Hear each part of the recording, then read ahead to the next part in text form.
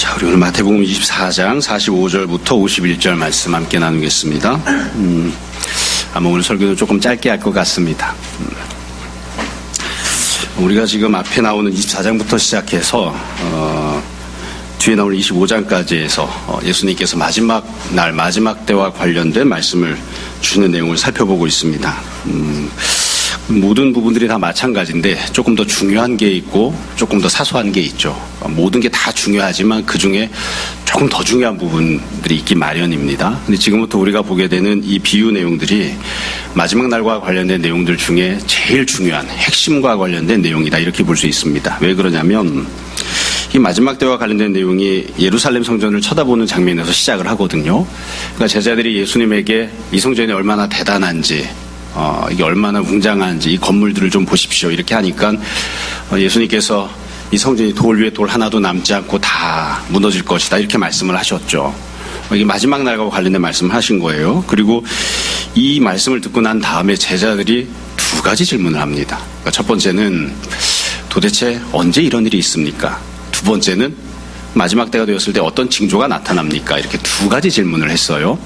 그리고 그 이후에 예수님께서 상당히 긴 본문, 긴 말씀을 통해서 대답을 해주시는데, 그래서 예수님이 마지막 때와 관련된 처음에 하시는 말씀은 마지막 때 어떤 징조들이 있는지에 대해서 말씀을 하십니다. 그러니까 첫 번째 내용은 징조들에 대해서 쭉 말씀하신 거예요. 두 번째는 지난주에 보았던 내용인데 그날과 그때는 아무도 알 수 없다, 이 내용을 말씀하십니다. 그러니까 언제 그 일이 있는지, 언제가 마지막 때인지를 말씀하신 거죠.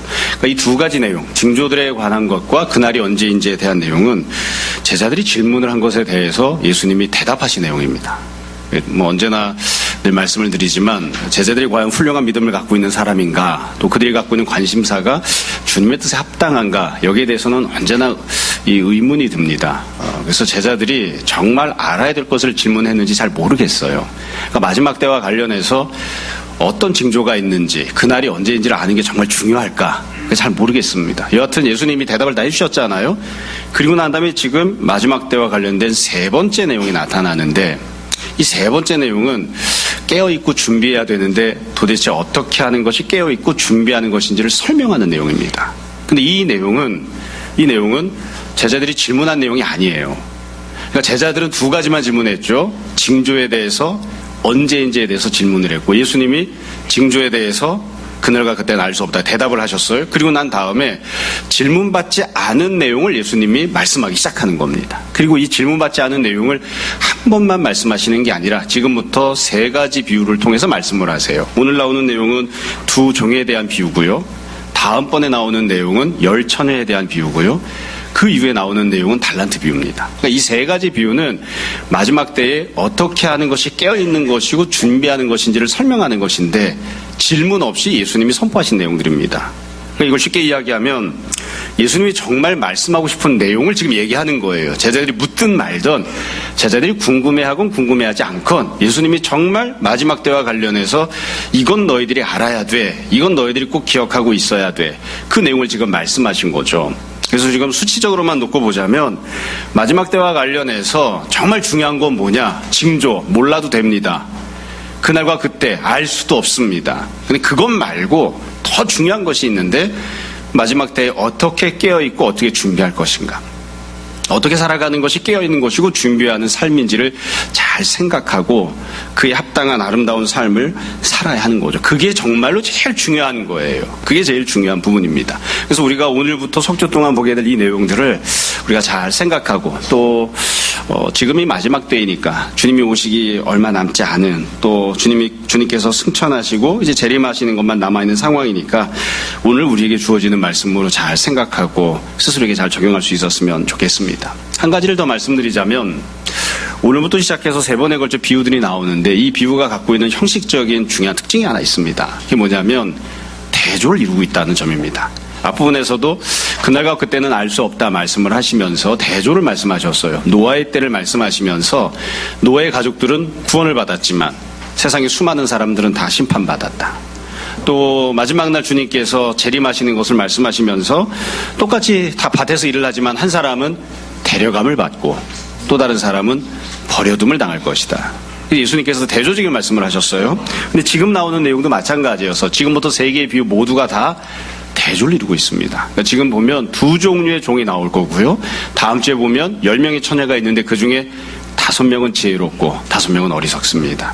그 뒤에 가면 달란트 비유가 나오는데 착하고 충성된 종이 있는가 하면 그렇지 않은 종이 있어요. 그래서 어찌 보면 내용 자체를 잘 이해하는 건 당연히 중요한 것이고요. 우리가 무언가를 선택하거나 무언가를 결정할 때, 그리고 내가 삶을 살아갈 때에 누구나 다 자기 삶이 가장 귀하고 중요하죠. 자기 몸이 제일 귀하잖아요. 그래서 하나밖에 없는 자기 삶을 살 때에 자기 딴에는 제일 중요한, 제일 유익한, 가장 괜찮은 방법을 선택합니다. 누가 더 좋은 길이 있는 것을 알면서도 나쁜 길을 선택을 하겠습니까? 그러나 무언가를 선택하고 결정을 할 때에 나는 거기에 마음이 많이 가 있기 때문에 그것 이외에 다른 길이 없는 것처럼 보이지만 다른 종류의 삶도 있습니다. 다른 종류의 선택도 얼마든지 가능합니다.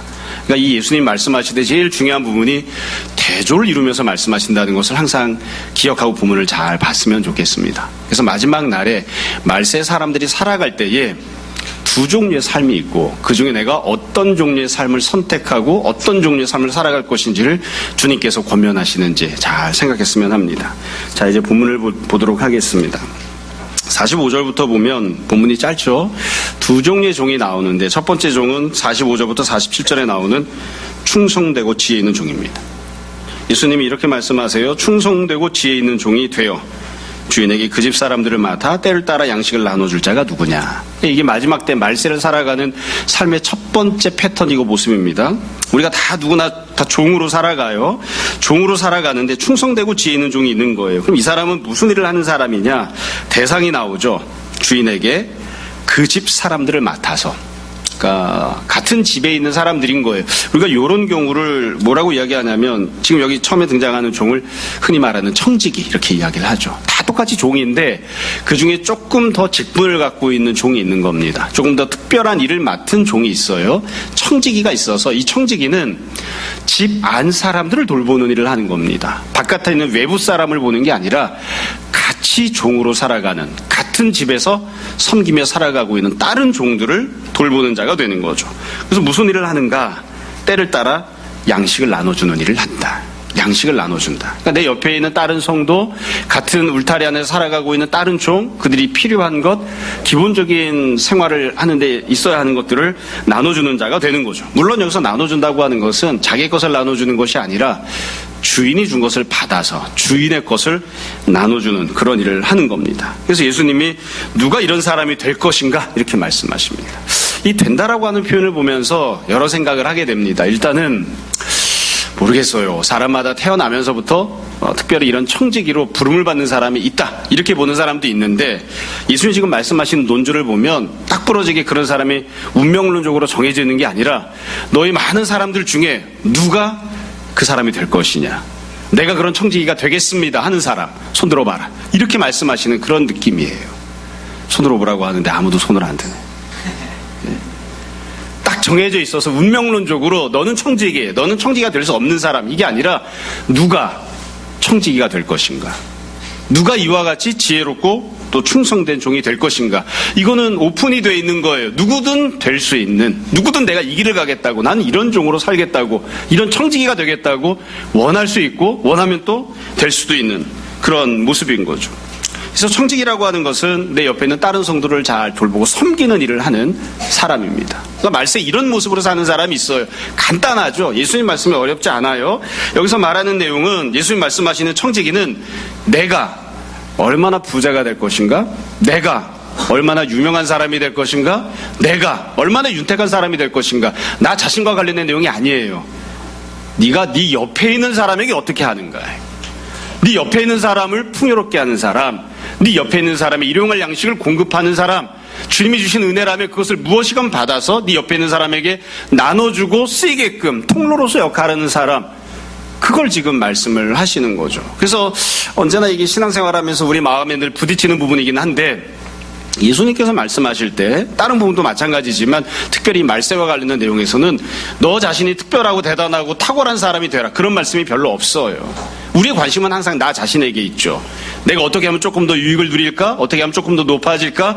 어떻게 하면 조금 더 괜찮은 사람, 대단한 사람이 될 것인가? 나 자신에게 관심이 많이 가 있는데 주님께서 말씀하시는 마지막 날에 가장 바람직하고 아름다운 삶은 나 자신에게 관심이 가 있는 것이 아니라 네가 네 옆에 있는 사람에게 어떻게 할 것인가.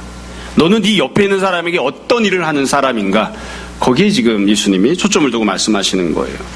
자, 이 얘기를 하신 뒤에 충성되고 지혜 있는 종에 대해서 말씀하신 뒤에 예수님께서 주인과 관련된 내용을 그 다음에 말씀하십니다. 46절에 보시면 이렇게 돼 있죠. 이제 주인이 옵니다. 그러니까 주인이 없는 동안에 청직 일을 하는 것이니까 주인이 다른 종들에게 해야 했던 일들을 해주려고 했던 것들을 청지기가 주인을 대신해서 해주고 있었던 거죠. 근데 주인이 꼭 올 거예요. 이제 주인이 오면 그 종이 이렇게 하고 있는 것을 보면 그 주인이 옵니다.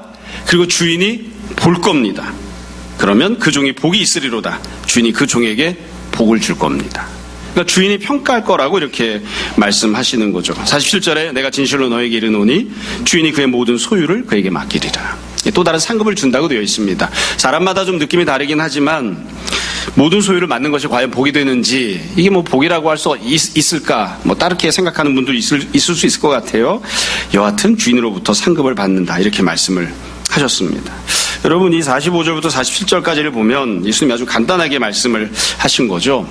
평가하는 분은 주인이십니다. 이게 우리가 현실 속에서 충성되고 지혜 있는 종으로 사는 걸 조금 갈등을 하게 만드는 부분이곤 합니다. 왜냐하면 내가 옆에 있는 성도를 섬겼어요. 그러면 이 옆에 있는 성도, 내게 도움을 받았던 사람이 나를 평가해주고, 이 사람이 나를 칭찬해주고, 이 사람이 나를 높여줘야 될 것 같은데, 내 옆에 있는 성도가 어떻게 행동하는지에 대해서는 아무 말이 없어요. 그 사람은 은혜만 받아먹고 배은망덕하게 행동할 수도 있습니다. 이 사람은 자기가 어떤 은혜를 받았는지 잘 모를 수도 있습니다. 그러니까 예수님 말씀하시는 건 네 옆에 은혜를 받고 도움을 받았던 사람이 너를 적절하게 평가해주고 높여줄 것이다, 이 말씀이 아니고, 주인께서 지금은 아니지만 나중에 오셨을 때에 그때의 주인이 너를 보고 너를 칭찬해주고 너에게 복을 주실 것이다, 이렇게 말씀하시는 거예요. 그러니까 이 청지기로 살아가는 사람은 무엇을 보고 일을 하느냐면 주인으로부터 직분을 받았기 때문에 주인으로부터 평가받는 것을 바라보고 살아가는 겁니다. 우리가 항상 이것 때문에 실족하는 거예요. 내가 옆에 있는 사람에게 잘해줬단 말이에요.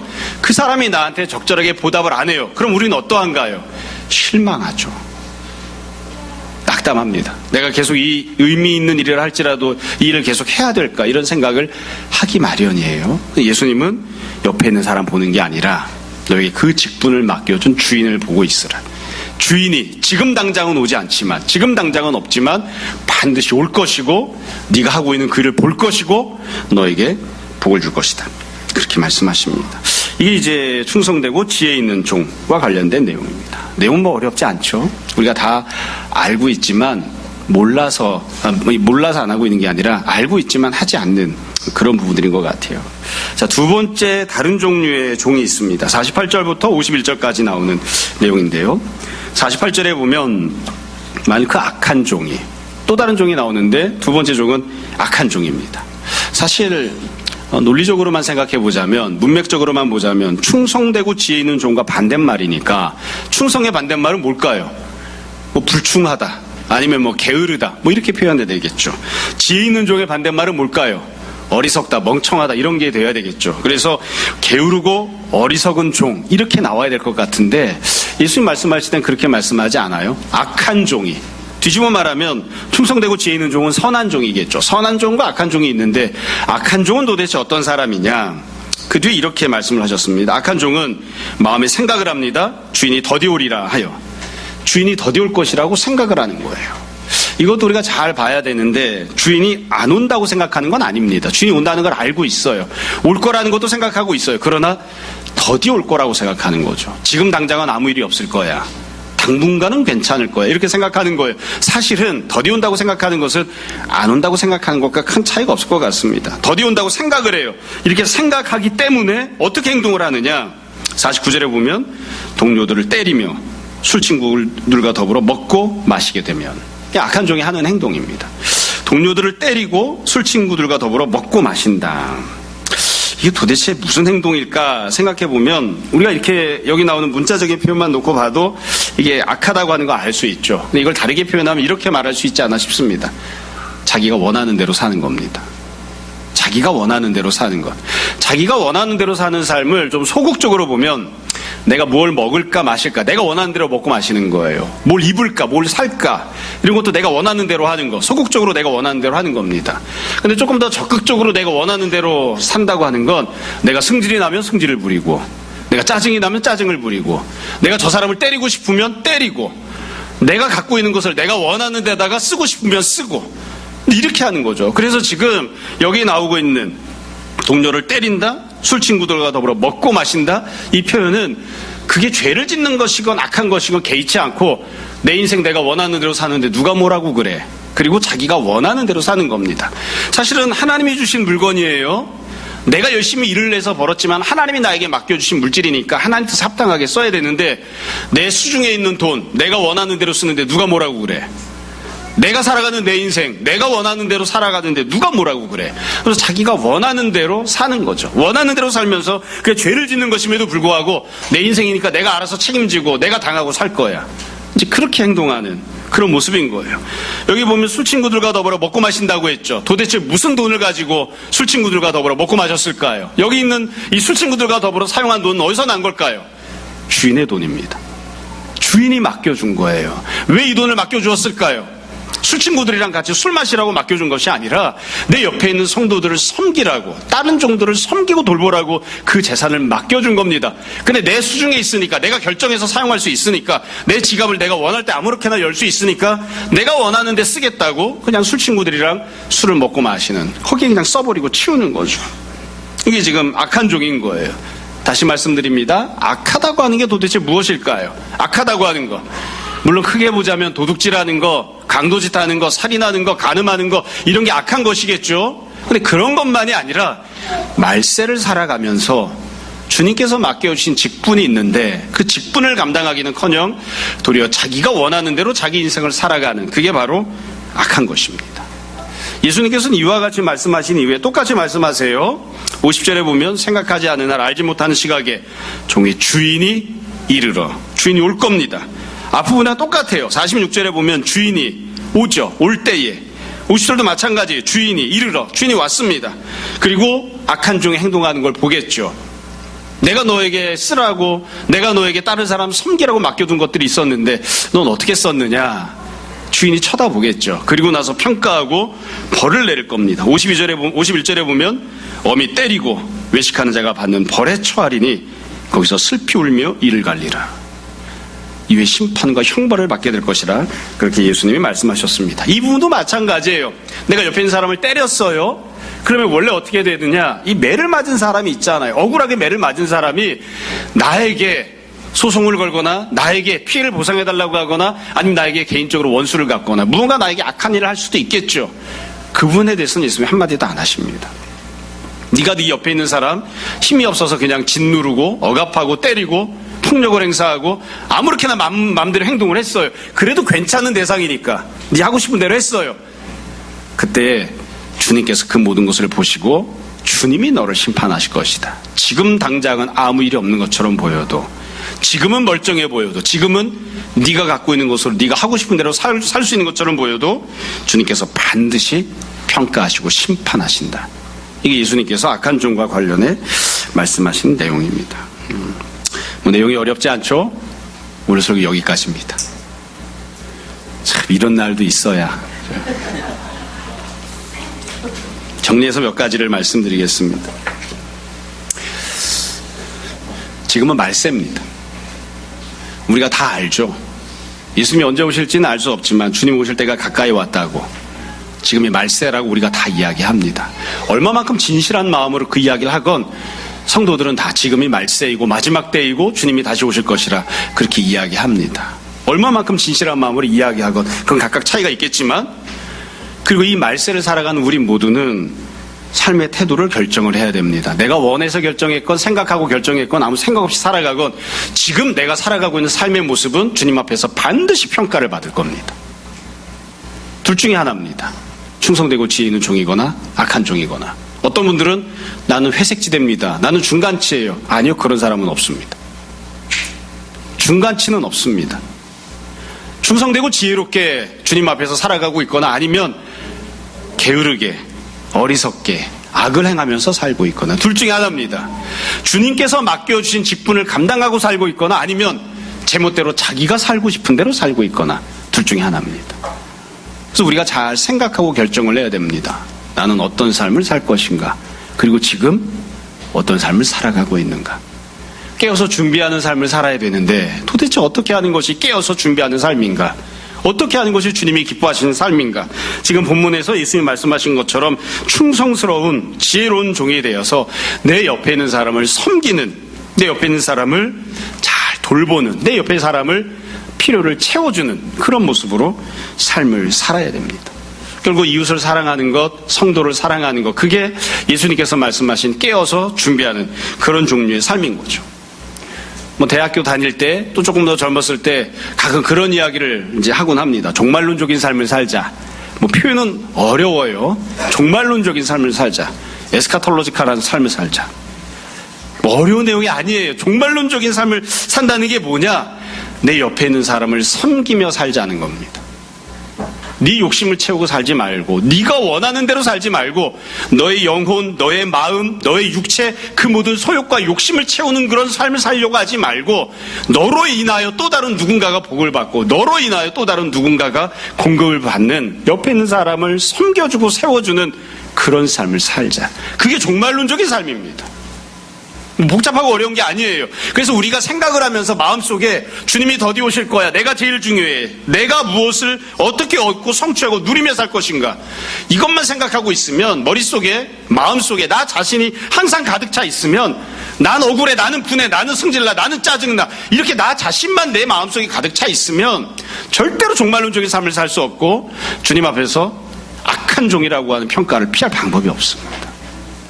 나는 무엇을 생각하는가, 나의 시선은 어디를 향하고 있는가, 나는 어떻게 살고 있는가 잘 생각해 봐야 됩니다. 두 번째로 한 가지를 더 생각해야 되는데, 우리가 이미 예수님께서 앞부분에서부터 쭉 말씀하신 내용을 잘 기억한다면, 예수님이 마지막 때의 징조들에 대해서 말씀을 하셨죠. 그 징조가 무엇이었냐면, 세상에서 신앙생활하지 못하게끔 핍박과 박해가 있을 것이다. 그러니까 성도가 신앙생활하는 거 좋지 못합니다. 편안한 상황 속에서 신앙생활하는 거 아니에요. 뿐만 아니라 사람들이 서로를 잡아 죽일 것이다. 교회 안에서는 사랑이 식을 것이다. 한마디로 이야기하면 삶의 현실이 녹록하지가 않습니다. 좋지 못해요. 여러분 잘 생각을 해보십시오. 상황이, 세상이 다 서로 미워하고, 서로 다 자기가 잘났다고 하고, 서로 다 나 자신의 유익만 생각하고 살아가는 게 세상의 현실입니다. 그게 부정할 수 없는 현재의 상황이에요. 그게 말세의 모습이에요. 솔직하게 이야기하면 뼈 빠지게 일하고 노력하고 살아도 밥 벌어먹고 살기가 쉽지 않은, 그게 현재의 상황이에요. 그 상황 속에서 어떻게 하면 내가 잘 먹고 잘 살까, 어떻게 하면 조금이라도 한 단계 올라갈까, 이것만 생각하고 노력해도 버티기가 힘들어 죽겠는 판인데, 옆에 있는 사람에게 나의 것을 나누어 준다? 옆에 있는 사람에게 하나님 주신 은혜를 내가 공급하는 자가 된다? 그럼 미친 짓이죠. 그렇게 하면 도태될 거예요. 그렇게 하면 성공하기 어렵습니다. 그렇게 하면 뒤로 물러나야지 돼요. 그 상황을 예수님이 모르시냐? 다 알고 계세요. 네 주변을 바라봐라. 예수님께서 지금 충성되고 지혜 있는 종, 악한 종에 대해서 말씀하셨는데, 세상 사람들은 다 어떤 모습으로 살고 있을까요? 세상 사람들은 다 악한 종의 모습으로 살고 있어요. 그게 숫자가 많아요. 대조가 되는 두 사람이 있다고 해서 50%가 있는 게 아니에요.